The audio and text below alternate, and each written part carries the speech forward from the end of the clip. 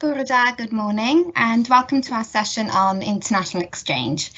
Today we're going to give you an overview of the international exchange programme at Cardiff University, what it is, where you can go, how to choose the right destination for you, the costs involved, funding available and how you can apply. So I just have a few housekeeping notes before we start.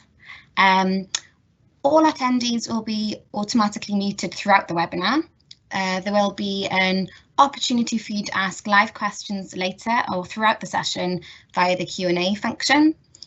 Any questions that we do not have the opportunity to answer today at the end of the session will be noted and answered via email as soon as possible. And the session will be recorded and accessible after today. So before we start the main part of the presentation, I just wanted to do some introductions to the members of the Global Opportunities team who work on international exchange. So first of all, there's me, I'm Helen, and I've worked within the Global Opportunities team for over 6 years and have recently started working on the international exchange programme. So when I was a student, I spent a year abroad working as a language assistant at a high school in Brittany in France. Which was challenging, but overall an incredible experience. And I'm still obsessed with crepes and galettes to this day. And I've also completed a couple of internships in Lyon and Bordeaux, and worked as an au pair in Paris since my year abroad. So I feel that my experiences of living and working abroad has really given me the opportunity to meet new friends from all over the world that I'm still friends with, to experience life in a different culture, and has really definitely helped me with providing some invaluable examples of job interviews and applications over the years as well. And this is my colleague Jenny. Hi everyone, I'm Jenny and I've worked within international exchange in the Global Opportunities team for around a year and a half or so. My international experience is actually a little bit different to Heled's in that I actually went to live and work in South Korea for 4 years after uni. It was such an incredible experience, and like Heled, I've made friends from all over the world that I'm still in touch with. My experience of living in a completely different culture is something that I call upon in my professional life quite often, and I like to think that it's a big part of why I do the job that I do now.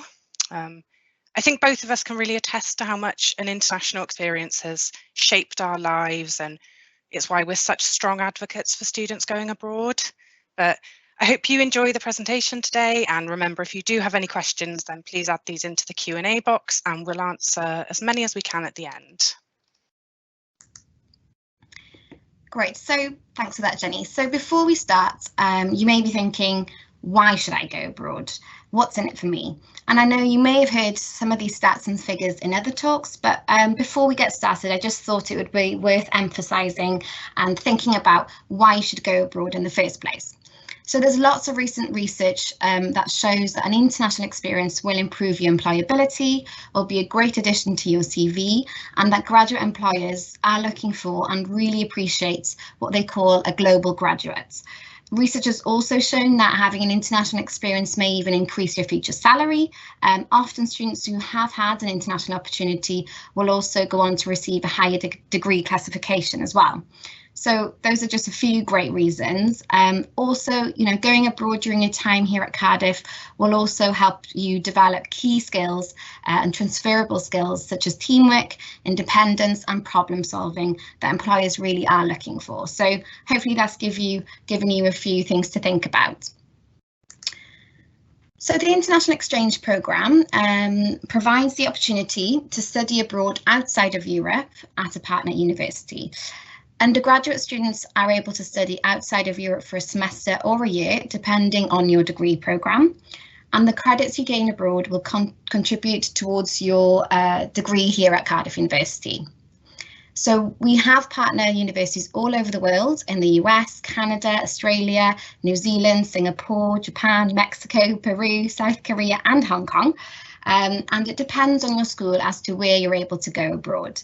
So each school will have a different range of partners on offer. And you can find a full list of these partners on our intranet pages. So if you search Spend Time Abroad on the intranet, click through to where you can go and as part of your degree, and then you'll see a whole list of the schools and then you go through and click on yours.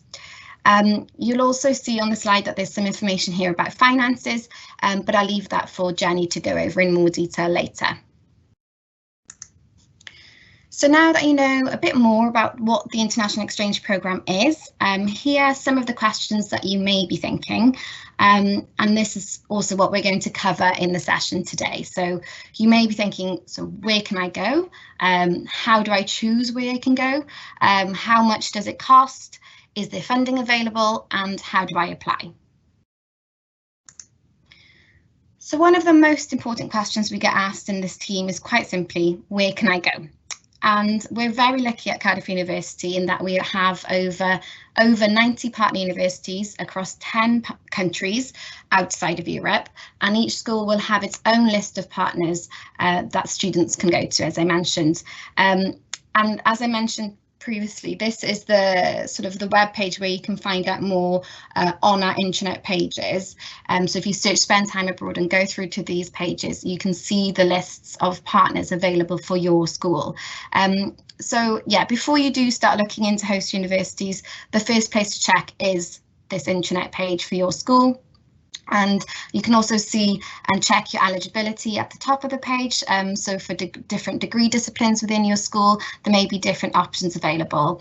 And then you can see the list of partners that have been selected specifically for your school and have been course mapped to ensure they're suitable for you. So do take a look on there. Also, to help you find out more about the different destinations available and to start researching the differences between them, as a part of this week's Discover Global Opportunities Week, we will be running 4 different region-based sessions. So tomorrow we will be running a Study in the USA session. We do have over 20 partners in the US, covering most eligible academic schools, and we're also going to have 2 partners from the US talking as well, which have a bit more detail on the next slide. So do come and join us tomorrow at 11:30 for Studying in the US. On Wednesday, then, we have a session on studying in Australia and New Zealand, where we have around 14 partners. And we'll also have a talk from one of our partners in Australia from the University of Tasmania. And then on Thursday, we will have a session on studying in Canada, and where we have 12 partners currently. And also we have a promotional talk from the University of Manitoba in Canada. And then last but not least, on Friday, we will have a session on studying in Asia, and this is the largest region we cover geographically, with 5 different countries included. So do come along to that session on Friday, and Jenny will be giving that, as well as we will have a session from Nanyang Technological University as well, from Singapore. So as I mentioned, we do have those talks given by our partners throughout the week, and it would be great if you could join us for those as well.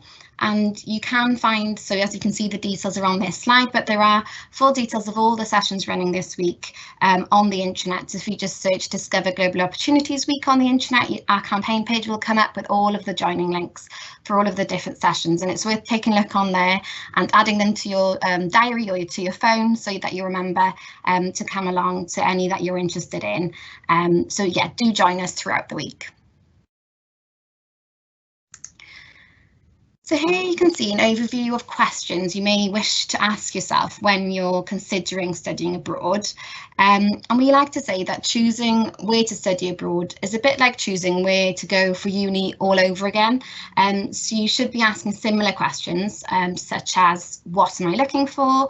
What skills can I gain? How will this help evidence skills and show my interest in my chosen field? What do I want to be able to articulate at the end of the semester or the year abroad? What are my main worries or concerns, and what can I afford? And maybe some of you will already have an idea of where you would like to go, but I'm sure many of you are not as sure yet. If I can get the next slide, thanks. So in order to help you decide where to choose, you'll need to research. So if we could offer you one key piece of advice, it would be do your research. And these are the main things we would advise to research. So first of all, your academics abroad and the courses offered, the culture and location of the destinations you're looking at, the campus and city life. Is it a campus-based university? Is it based within a city? Is it a rural university? All of these things are really important to take into consideration. Also, it is really important to look at the finances side of things and looking to set a budget, and also just to work out where you can find out more information and who to ask when you do have questions. So we are going to go over these topics in more detail in the country-specific talks throughout the week, but we thought it would be good to give you an overview today as well. So as you'll be studying abroad, academics should very much be a key part of your decision making.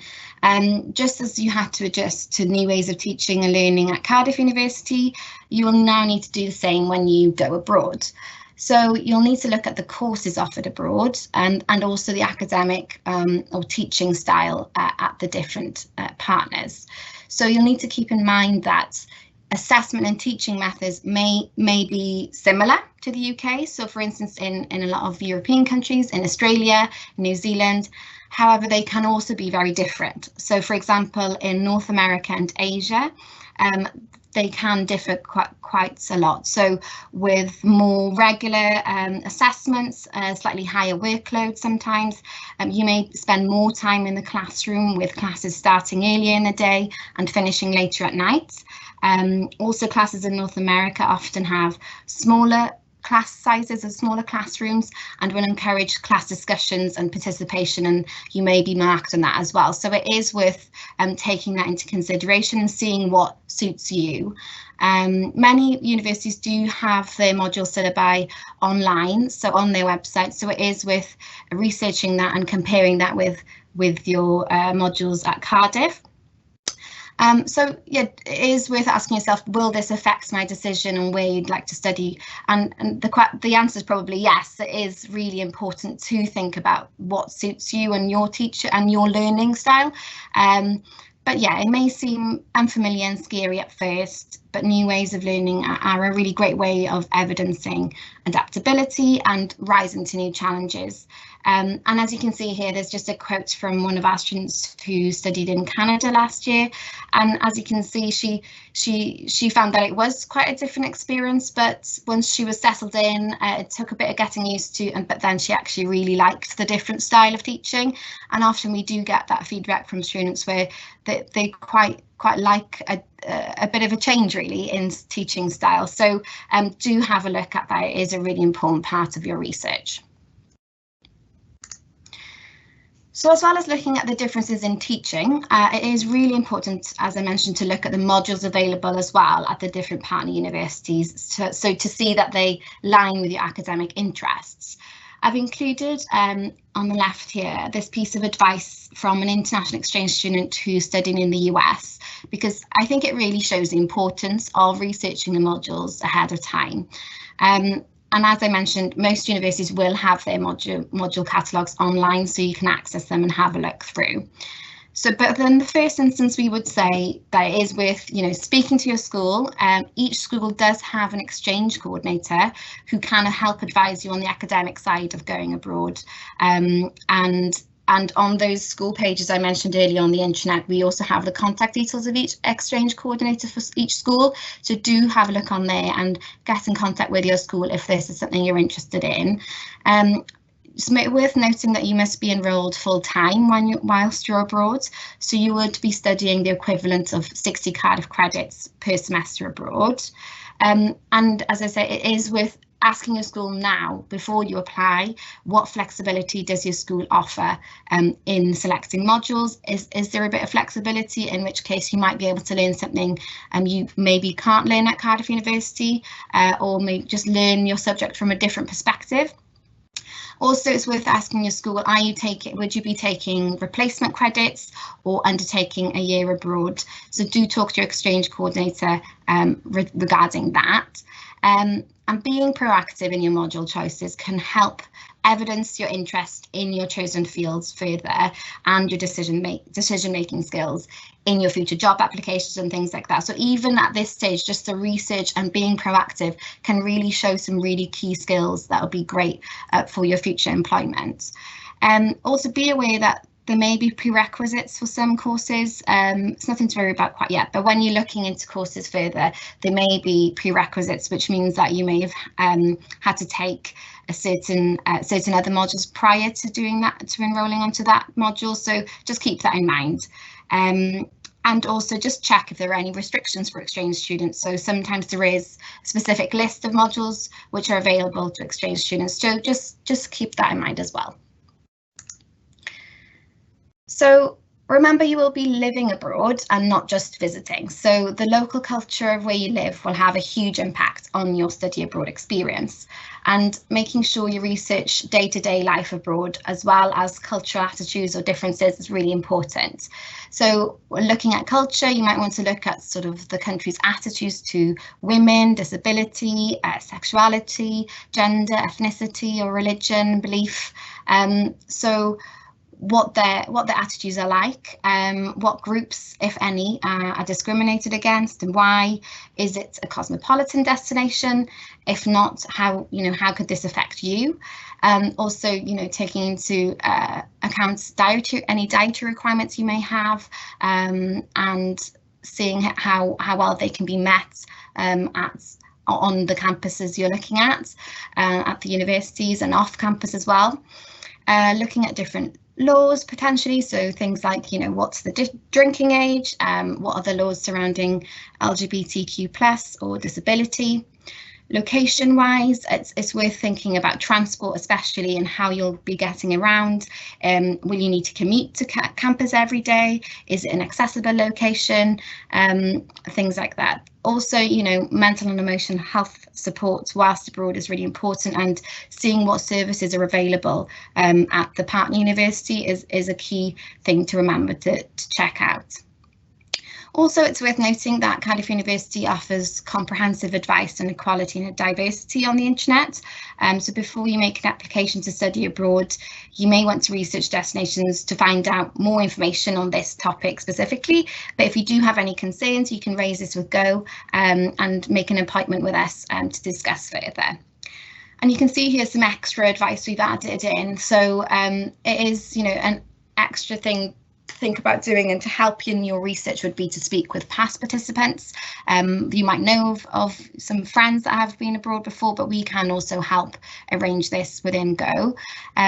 We would advise you to read blogs from students who've studied abroad. We do have our own blog platform called Globetrotters, where students have written about their experiences studying abroad over the last few years. So there's lots of different blogs on there to read. It's worth watching YouTube videos and vlogs about the universities you're looking at, or the cities, just to get a better feel for them. And the good old trusty travel guides, they're always good as well to check out the local customs and culture. So after you look at countries and specific partners, you may wish to look into the campus or city environment a little more deeply. So this is something many students overlook, but it can make a really big difference to your experience. So you should ask similar questions really to as you would if you're applying for a UK university all over again. So thinking about the campus, is it well networked? Are there trains? Are there buses? How far is it from the nearest international airports? Many students do report that taking public transport is how they've been getting around when they're on their placements abroad. So it is worth checking what the local public transport is like. Think about also how big is the campus, how many students are enrolled there. Cardiff Uni has about 30,000 enrolled students, so just to give you a benchmark, looking at how many students live on or off campus. Is accommodation guaranteed? Is it a city-based or a more rural university? And how will this affect students' social activities? Does the campus have lots of clubs and societies? Are there lots of events for international students?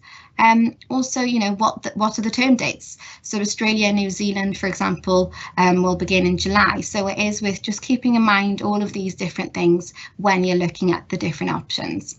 Also, last but not least, the climate as well is important to think about. So is it going to be summer or winter when you're due to be there? I do know of some students, some of our ambassadors who studied in Australia, didn't really expect it to rain, to be honest, but now they definitely advise taking a raincoat, especially in winter and in the more southern states like Melbourne and Sydney. So it's just things like that. You might take things for granted, but it is with checking these things in more detail as a part of your research. So here you can see the differences between two universities we've put together, and an example really of all the aspects you need to research to make your decision.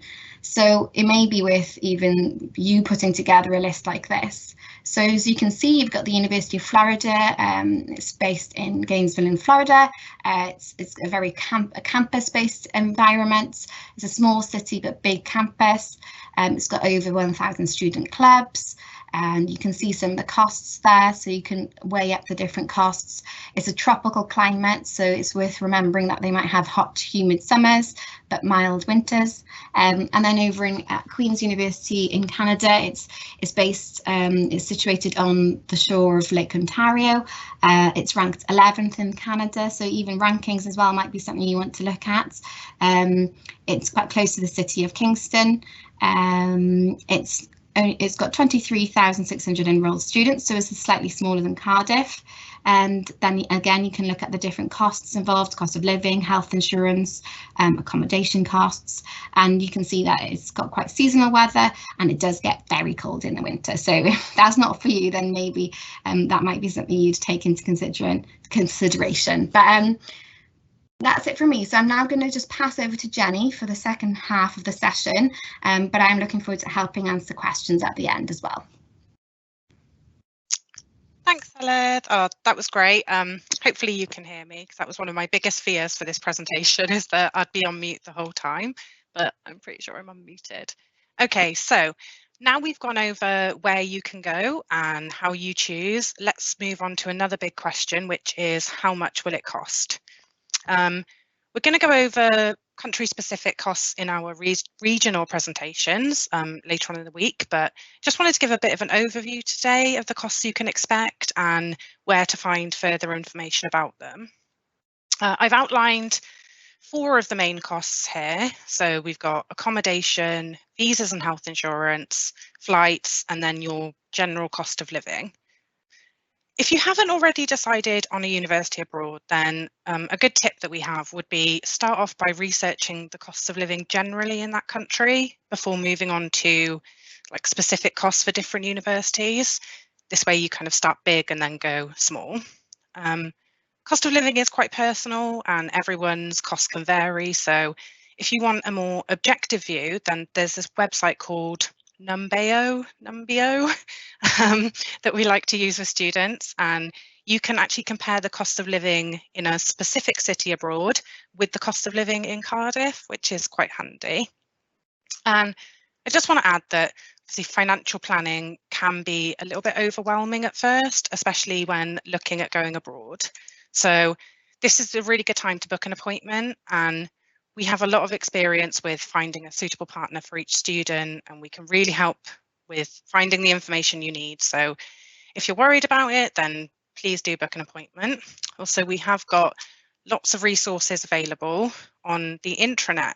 So I'm going to be saying this quite often, but the best place to start with everything study abroad is the intranet. On the international exchange pages, we have a dedicated page all about costs to consider for your international exchange. When building this page, we actually surveyed our partner universities and we asked them for specific costs that students might face, whether that's visa costs, health insurance, or evidence of funds. It's really quite comprehensive, so do check that out. Next, we have this nifty little thing, and it's called the Global Opportunities Cost Calculator, which is, I mean, it's pretty much exactly what it says on the tin. I personally love to use this during student appointments, and it just makes life so much easier. It's fairly self-explanatory, but you can pop your expenses in on the left, you put your incoming funds on the right, and then it calculates the difference between the two. So I know this looks very simple, but it's a really great tool, as once you've put in all of your expected expenses, you can just save it and then you can come back to it when you're doing your planning a little later on down the line. And you can find that on our funding page on Spend Time Abroad. Okay, so going back to one of the main costs of international exchange, and that is accommodation. So I've put some examples here just to show how much costs can really vary between different countries. And you can see here that it really does vary quite a lot. Of course, the accommodation that you have in different countries will also vary. So I think it really shows that the range that's available and how research is key. Some questions that you might want to ask when you're looking at accommodation and the costs of accommodation is, does the partner offer on-campus accommodation? Is this guaranteed? Quite often it's not guaranteed, so they always say get your application in early. Also, are there single rooms available, or would you be sharing a room? So in North America, obviously it's very common for you to share a room with another student. And a lot of people really enjoy that because you've got a friend right there with you.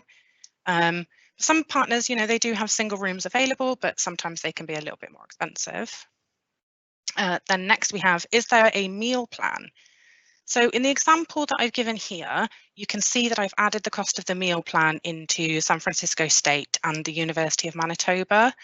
So in some universities, the meal plan is compulsory, and quite often the room that you're staying in won't have access to a big kitchen like you would in the UK. It's very different to what we used to, and it can seem a bit strange, but actually one student mentioned to me recently that she loved the idea of a meal plan because the costs of her food were covered and it was one less thing to worry about. She actually likened it to an all-inclusive hotel, but I can't promise that it will be quite like that. I think it does show, though, that it's important to thoroughly check what the partner institution has to offer, especially, as we mentioned before, if you have any dietary requirements. So check that out before you make any kind of commitment. And finally, you need to consider if you need to pay a deposit or if there are any other fees. These will be outlined to you when you apply, but it's just good to have a general awareness of them now. And finally, I've put the question, how flexible can I be? Because I think the key to these types of costs is it can change depending on how flexible you are. Okay, so on to the next big cost of studying abroad, visas. So I just want to say, first of all, we're not qualified visa advisors in this team. So we're unable to give really specific advice about applying for your visa. In most instances, students taking part in an international exchange will need a visa. But of course, the type and the cost depends on the country that you'll be going to. So what we've tried to do on the cost to consider page is give a general idea of the cost of the visa. We also link to the relevant countries' embassy pages, so you can check out all of the eligibility criteria and required documentation for yourself. And I also just want to highlight on the left, there's something called evidence of funds. So evidence of funds is that you might need to provide evidence of the finances that you'll have to support yourself during your semester or year abroad. You can also find that on the cost to consider page. So again, because again, this can vary between countries and even partners. So I just want to kind of briefly mention here that once you begin to get into these specifics, so accommodation, visas, you can always get in touch with the host. So quite often they will have qualified visa advisors on staff who can answer those really specific questions that you have. And I know that sometimes people can feel a little bit awkward or uncomfortable about reaching out to the host during the application stage, but you know, if you do have any questions and you're not sure who to ask, then you can always let us know and we can pass these on to the host for you if you want. Okay, next up, the kind of final big cost is health insurance. Obviously, if you're just beginning to plan your international exchange, you won't need to get into huge detail with this just about yet. But I've outlined some of the general costs, and I would just say please research this quite thoroughly. Obviously, health insurance is very important. And if any of you listening now, if you are applying for studying abroad at the moment, just please be sure to read the policies carefully and make sure that you know what you are and aren't covered for. With these costs as well, if you're finding any of the information hard to find for a particular partner, just simply Google or use another search engine. So Google the university name, health insurance, international exchange, and usually some useful information pops up. Okay, so we've gone over the costs and now we ask, is there any funding available? So first of all, I'd just like to remind you that you won't need to pay tuition fees to the partner. You just carry on paying Cardiff University as usual. Those going abroad for a full academic year also will be able to have quite a significant reduction on their fees and will only need to pay 15%, which is great. We also have something called the Global Opportunities Bursary. This is a non-means tested bursary that eligible students can receive towards the cost of the exchange. Just to mention, these are subject to annual review and they haven't been confirmed for next year yet, but just to give you an idea, students this year were able to receive a one-off bursary of £700 for a year and £500 for a semester, so definitely helps towards some of those costs. And finally, we have student finance. So you're entitled to receive the same student loan or grant whilst abroad, and some students are actually eligible to receive an overseas rate. There's also something called the travel grant, which I'm going to mention on the next slide. And finally, if you're thinking about going abroad and you have any kind of really specific financial questions, we have a great advice and money team here at Cardiff University who can help. So I'll just pop their email down at the end there. Okay, so the travel grant. This is provided by Student Finance, so it's actually external to our offices, but the travel grant is a reimbursement grant. So eligible students may be able to claim back some of the costs for their exchange, such as flights, medical insurance, visa costs. I've kind of outlined this on the slide. The amount that you can claim, though, is dependent on your household income, and it varies between Student Finance and Student Finance England and Student Finance Wales. There's a really comprehensive fact sheet on the intranet where we've gone into some detail and we've given some examples, so please download that. But it's a really great thing and it can really help out with some of those specific costs that I've outlined here. Okay, so you've taken a look at our partners, you've made all of your informed decisions, and now I can practically hear you screaming at me, how do I apply? So first up, here's an overview of the internal application, just so you can have an idea of how things work. Of course, keep in mind that when you go depends on your school and your degree programme. Some schools might also have slightly different processes, so please do check before. You'll usually begin the process of applying around a year or so before you're due to go abroad. Just as an example, students due to go abroad next autumn are in the process of applying now or just beginning to apply. So for most students, you'll need to apply within your school first. They'll send you the details via email. So step 1, you apply to your school. Step 2, you complete an online application form and you choose your top 3. So that's the top 3 universities, partner universities that you're interested in going to. It's really good as well because it can actually be a mix of international and European exchange partners, just in case you're not sure between the two. Then the school will actually review their applications because they have their own criteria and they will let us know who's been successful. From there, if you're successful at the internal application stage, we move on to the external application. So that'll be where you'll be formally nominated to the host institution. You apply directly to them and then you begin your visa applications if required and all of those things that we've outlined. So you'll also need to attend a pre-departure session. This is just where we kind of go over some things that you need to know before you go. This is typically held in March, April time for those going abroad in autumn and November time for those going abroad in spring. So the message that I really want you to take away from this particular slide is that sometimes it can seem that there's quite a lot to do when studying abroad, but when it's broken up into stages like this, it's really quite manageable, and you usually do a small part and then you have a break and another part. The key is to be organised and stick to those deadlines, but also don't forget that the team, the International Exchange team and the Global Opportunities team, we're here to support you through. Okay, so before we hear from one of our ambassadors about her experience of studying abroad, I just want to let you know where you can find a bit more information. We've put together an online notebook for the Discover Global Opportunities Week, and this contains information about some of our partners, and we've broken it up into different regions. So if you do come to one of our other talks this week, you know where to find those corresponding materials. You can see here the Studying in the USA one. So we have fact sheets for Wyoming, as well as a link to their talk. And you can find that just by searching Discover Global Opportunities Week on the intranet. Oh, and sorry, one more thing is I just want to mention the Globetrotters blog. I think Helen mentioned it earlier. We've got loads of great blogs over the years from students who've been before, and it's a really great resource for those of you who are planning. Okay, so now I just want to... Yeah, sorry, I think there's been a technical issue and Martha hasn't been able to join as a presenter, but so just to say that Martha is one of our Global Opportunities student ambassadors, and we have about 20 of them this year.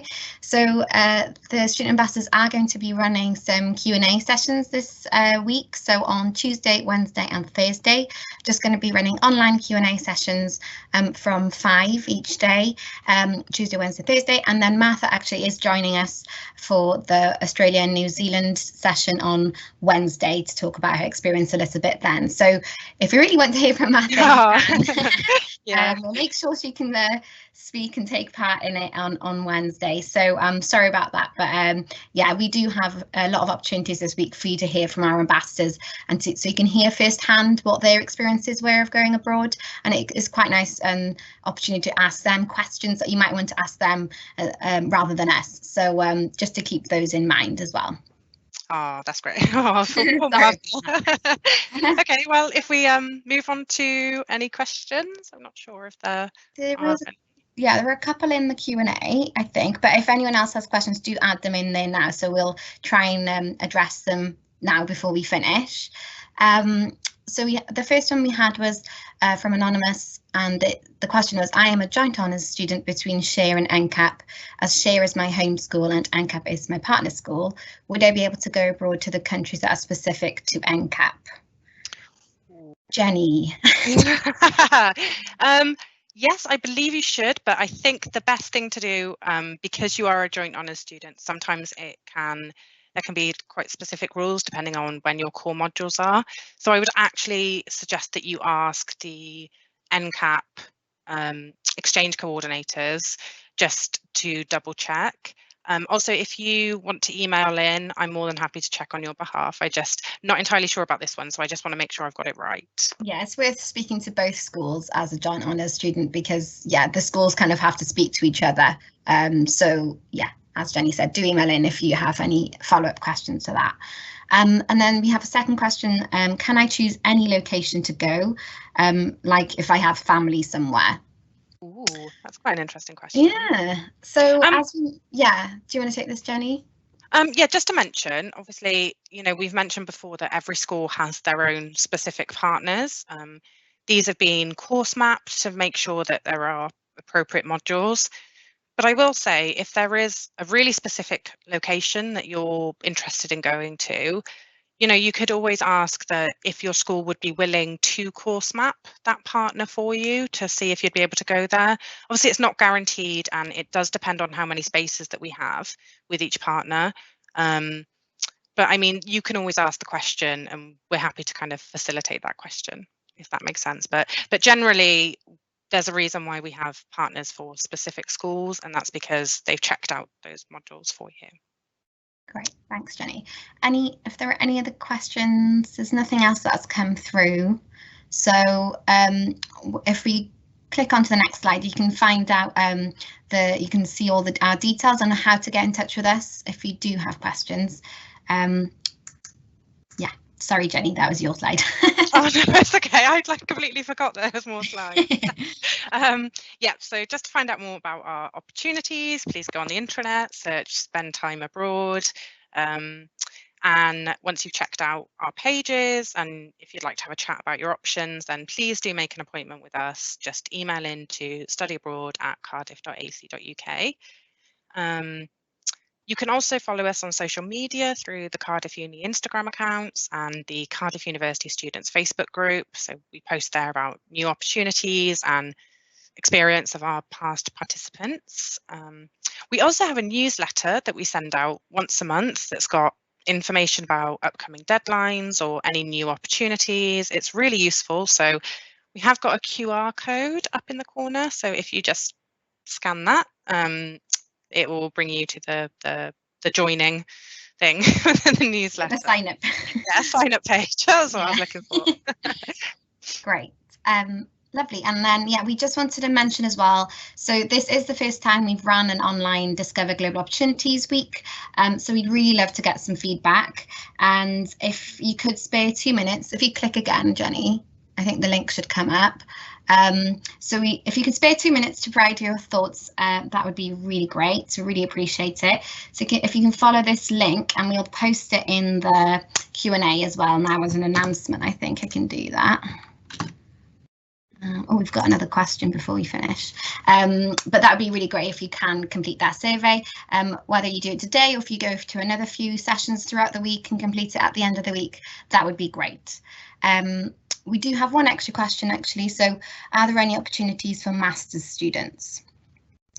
So currently our international exchange programme is available for undergraduate students only, but there are some postgraduate opportunities mainly for PhD students, I believe, through the Erasmus Plus programme. Unfortunately, most of our activity is for undergraduates at the moment. This is sort of linked to what the target we've been given by the university is. So at the moment, I would say the best bet is maybe speak to the Erasmus Plus team, and you can contact them at erasmus@cardiff.ac.uk.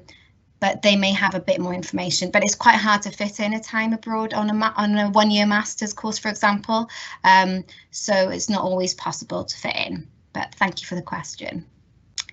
Great. OK, unless there's any other last minute questions, I think we can finish it there for today.